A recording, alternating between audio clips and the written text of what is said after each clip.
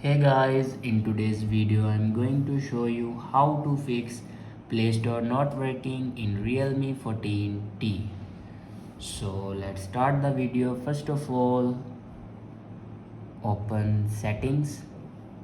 In settings, scroll down and here you can see the option apps.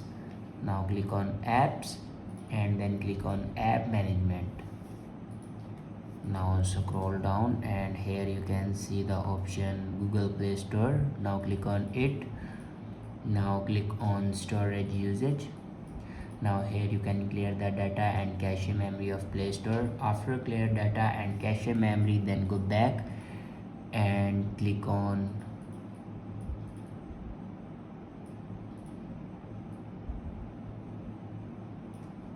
Play Store, and here you can check your net connection works properly or not.